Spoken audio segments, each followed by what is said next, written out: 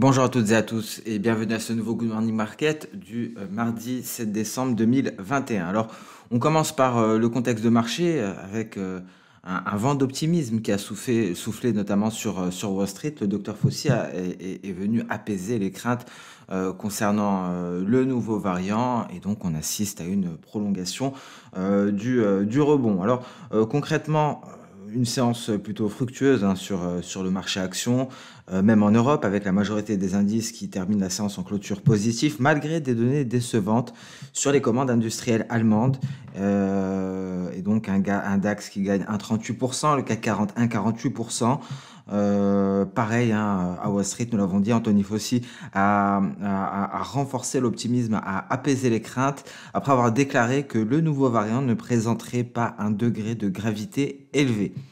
Il a toutefois précisé que des études supplémentaires seraient nécessaires. Alors le S&P 500 a donc gagné 1,17%. Il a été soutenu principalement par le secteur des voyages avec des valeurs telles que Norwegian Cruise Line et Airbnb qui ont terminé la séance en forte hausse.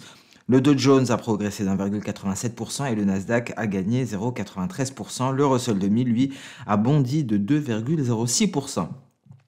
Les fabricants de vaccins contre le Covid comme Moderna et Pfizer ont quant à eux terminé la séance en baisse. Visiblement, les investisseurs semblent anticiper le fait que le développement de nouveaux vaccins contre le nouveau variant pourrait prendre plusieurs mois. Alors, évolution mitigée hein, sur le marché des changes. Le dollar se renforce, notamment contre le franc suisse, le yen japonais, ce qui peut s'expliquer par un appétit pour le risque croissant, ce qui est visible d'ailleurs sur le marché action, hein, comme on l'a vu avec les indices. Sur les matières premières, alors l'attention a été portée principalement sur le gaz naturel. On a commencé la séance avec un gap baissier massif après le week-end en raison des prévisions météorologiques. Puis on a pu constater une poursuite de la baisse en cours de séance. Alors inversement, le pétrole, lui, a progressé de plus de 4% hein, lundi, que ce soit pour le Brent ou pour le WTI. On notera une activité croissante sur le marché des crypto-monnaies depuis ce week-end. On a eu un plongeon du Bitcoin qui s'est reflété sur les altcoins, mais les altcoins ont tout de même limité la baisse. Celui qui a été l'un des altcoins hein, que l'on peut citer, qui a bien résisté aux baisses, c'est l'Ethereum, l'Ether. Fort rebond hein, depuis le repli, rebond sur les 3 500 $ et retour au-dessus des 4 000. On va faire face à la résistance à 4 300 $. On va en parler. On passe sans plus tarder sur les indices boursiers. On va constater cette reprise haussière du CAC 40 qui parvient à se hisser enfin au-dessus de sa Kijun, au-dessus des 6 915 points. Et donc la voie est ouverte à présent pour un comblement du gap. Hein. Vous voyez, on a un gap ici qui a été incomblé.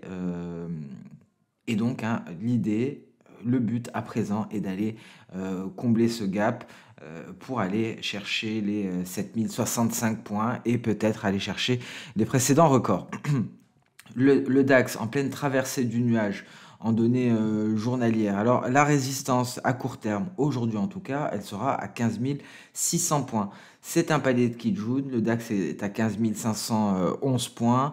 Il est bien parti pour continuer sa progression, mais attention, en ce moment même, au moment de l'enregistrement du Good Morning Market, la Chicouspan est en train de tester le haut de nuage. Donc on fait face à une résistance à 15 500 points et on le rappelle, hein, la prochaine résistance de taille est à 15 600 points, donc 100 points plus haut.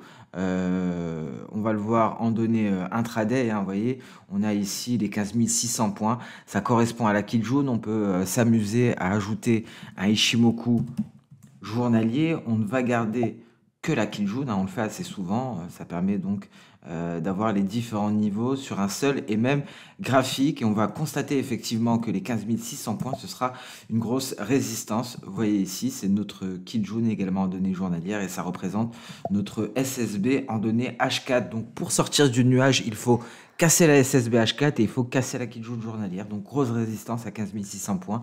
Attention au contact de ce niveau, on pourrait assister à un repli.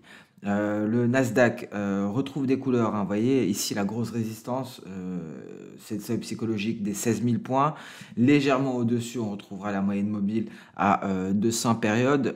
Donc visiblement, en tout cas ce que l'on peut constater au vu du DAX et du Nasdaq, c'est qu'on a un rebond qui a été amorcé. On a des grosses résistances à venir. Donc 16 000 points Pour le Nasdaq, on le voit en données H4, cette résistance est renforcée par la moyenne mobile à 200 périodes. Belle percée haussière également pour le S&P 500. Le S&P 500, nous l'avons dit, qui a profité des valeurs liées au voyage. Ici, on est déjà au contact du nuage. La prochaine résistance serait à 4635. Mais ici, c'est déjà une grosse résistance. Donc, tout l'enjeu, c'est d'intégrer le nuage. Encore une fois, un beau rebond. Ici, hein, depuis le creux à 4490 environ, on gagne déjà près de 3%. Mais attention, on est nez à nez avec une résistance. Le Dow Jones, lui, a un peu plus d'avance. Vous voyez, il est en train de s'éloigner de la Kijun et pourrait aller chercher les 35 750 points, prochaine résistance journalière. Et vous voyez, en données hebdo, en données H4, pardon, on est déjà sorti du nuage et on a encore une certaine marge de manœuvre, hein. On pourrait aller chercher les 35 650 points. Donc ici, on a déjà franchi le nuage. Le Dow Jones a déjà un peu d'avance par rapport à ses homologues. Vous voyez, S&P 500 à peine au contact du nuage et le Nasdaq qui en est bien loin. Donc, petite avance pour le Dow Jones, S&P 500, Nasdaq face à des résistances, même topo, hein, pour le DAX qui est face à une résistance et le CAC 40, si vous passez en données H4, vous verrez que la résistance est à ce niveau-là, 6940 points environ, c'est le haut de nuage, on est en plein dedans. On passe à présent sur le marché des crypto-monnaies avec une reprise haussière qui semble se confirmer. Vous voyez ici le Bitcoin, alors on en a parlé, hein, on est allé chercher la projection de Soda E, ça permet de finaliser cette vague baissière, donc on est allé chercher très précisément lors du flash crash de ce week-end, on retrouve des couleurs, et vous voyez comme le signal de vente Ishimoku qui a été donné à ce niveau-là, à la sortie par le bas du nuage, donc le Bitcoin qui sort par le bas du nuage, mais le signal n'est pas validé, hein. Vous voyez, la lagging span ici refuse de sortir par le bas du nuage et rebondit très précisément sur le bas. Donc rebond du Bitcoin, prochaine résistance 53 300 points, voire la Kijun à 54 000 points. En données H4, on a un twist ici, hein, donc la sortie du nuage sera assez facilitée à ce niveau-là. L'Ethereum, beau rebond de l'Ethereum, vous voyez, un Ethereum qui est sur le point de nous donner un signal d'achat, qui ne sera validé qu'après le passage au-dessus des 4560 $ environ, mais en tout cas on est sur le point de sortir par le haut du nuage, et donc l'Ethereum qui pourrait surperformer le Bitcoin. Vous voyez l'avancée de l'Ethereum, hein, on a déjà franchi le nuage, très rapidement on repasse sur le Bitcoin n'y est pas encore. Donc petite avance, hein, de l'Ethereum, un peu de la même manière que le Dow Jones a de l'avance sur les valeurs technologiques comme le Nasdaq. Sur les autres sur les autres crypto-monnaies, Dogecoin qui retrouve des couleurs, qui revient ici sur l'oblique baissière, il faudra la franchir pour renforcer les perspectives haussières. Rien de nouveau sur Polkadot, pareil sur Binance. Cardano, vous voyez, on s'était placé sous l'objectif, la projection V, hein, souvenez-vous, donc ça a permis de finaliser cette vague. Alors un support devient résistance à présent et il faudra aller tenter de combler le gap dans son intégralité. Voilà, hein, grosso modo pour les crypto-monnaies. On passe sans plus tarder sur le compartiment des matières premières. On va débuter par le gold, toujours aux alentours de son nuage. Ici, on est en train de casser la bande supérieure du canal baissier, mais il y a tout de même une grosse résistance. Retracement de Fibo à 61,8%, 1790 $ l'once. Donc attention, hein, on pourrait réintégrer très prochainement en cours de séance. Je vous rappelle qu'on a un éventuel objectif ici à 1740 $ l'once. Le pétrole WTI, la remontada est en cours. On est déjà au-dessus du seuil psychologique à 70 $ le baril. Je vous rappelle que la prochaine résistance, si on s'affranchit de la Tenkan à 70,70, prochaine résistance 73,67 pour le pétrole WTI qui est sur le point en données H4 de sortir, enfin sur le point, c'est un bien grand mot, qui va très prochainement sortir par le haut de son nuage. Donc si on passe au-dessus des 72 $, les perspectives haussières sont confirmées. Gaz naturel, hein, vous voyez, un gaz naturel qui s'effondre, on s'approche de notre projection E. Un repli, une poursuite du repli est à envisager. Vous voyez, hein, la saisonnalité vient le confirmer. On pourra atteindre un creux à la veille de Noël sur le gaz naturel. Et si on atteint ce creux-là, effectivement, hein, ça pourrait être éventuellement un point d'entrée avant une reprise haussière Reprise haussière que l'on attend tout de même pour janvier et février, hein. Donc nous en avons parlé, la demande de gaz naturel augmente à ce moment-là lorsque il y a une baisse considérable des températures.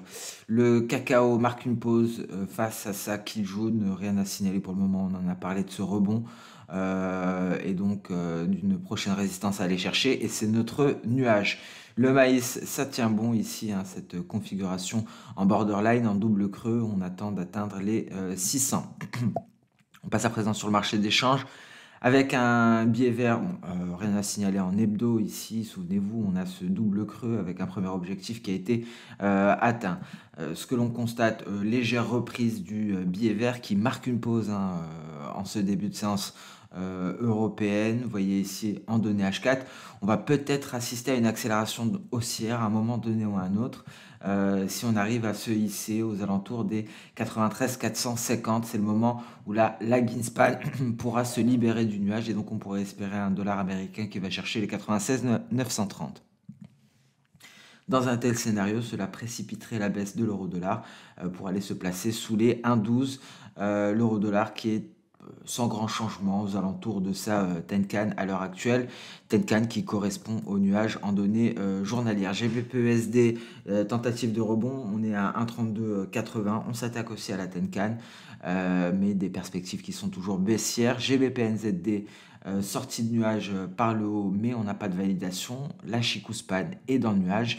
USD CAD, vous voyez, on s'est effondré, on s'y attendait, la reprise du pétrole pèse lourdement sur le USD CAD. Si on sort du nuage par le bas, on peut s'attendre à une accélération baissière. En tout cas, on a un support sur le seuil psychologique des 1,26 qui pourrait être atteint si et seulement si, hein, la remontée du pétrole se poursuit. Souvenez-vous, l'euro AED, on en a parlé hier, on s'effondre, hein, vous voyez, après ce refus de la lagging span de franchir le nuage, les cours effacent complètement la hausse du 3 décembre et on est de retour sur les 1,5937. Voilà pour ce Good Morning Market. Merci à toutes et à tous pour votre temps. Je vous souhaite une très bonne journée et je vous donne rendez-vous dès demain pour la prochaine vidéo. Excellente séance de trading et à demain. Au revoir.